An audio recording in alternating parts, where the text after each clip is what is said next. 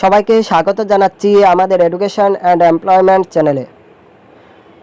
প্রিয় ছাত্রছাত্রীরা, তোমরা যারা 2023-24 সেশনে কলেজ স্তরের এনএসপি স্কলারশিপে আবেদন করেছিলে, পোস্ট ম্যাট্রিক স্কলারশিপে, তোমাদের প্রত্যেকেরই স্কলারশিপ অ্যামাউন্ট ব্যাংকে ক্রেডিট হওয়া শুরু হয়ে গিয়েছে। এটা হচ্ছে একজন ওবিসি ক্যান্ডিডেটের স্কলারশিপটি তার ব্যাংকে ক্রেডিট হয়ে গিয়েছে। তোমরা দেখতে পাচ্ছ স্কলারশিপ অ্যামাউন্ট হচ্ছে 2100 টাকা। তোমরা যারা এসসি রয়েছে তোমাদের হয়তো তোমরা পেয়ে গেছো 10% স্কলারশিপ।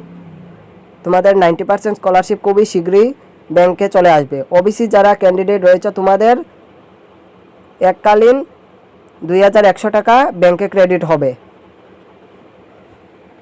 তোমরা প্রত্যেকেই তোমাদের এনএসপি স্কলারশিপ স্ট্যাটাস চেক করতে পারো। যদি এনএসপি স্কলারশিপ স্ট্যাটাসে ইয়েস অপশন আসে এবং টোকেন নাম্বার চলে আসে, তাহলে তোমরা অবশ্যই স্কলারশিপ পেয়ে যাবে।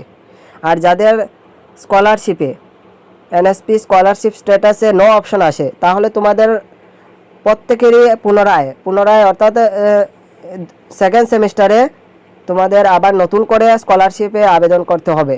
তোমরা যদি রেনুয়াল করো তাহলে তোমরা পাবে না স্কলারশিপ আগের মতো। আর যদি তোমাদের একবার চলে আসে স্কলারশিপ, তাহলে তোমরা রেনুয়াল করে প্রতি বছরই স্কলারশিপ নিতে পারো। ধন্যবাদ।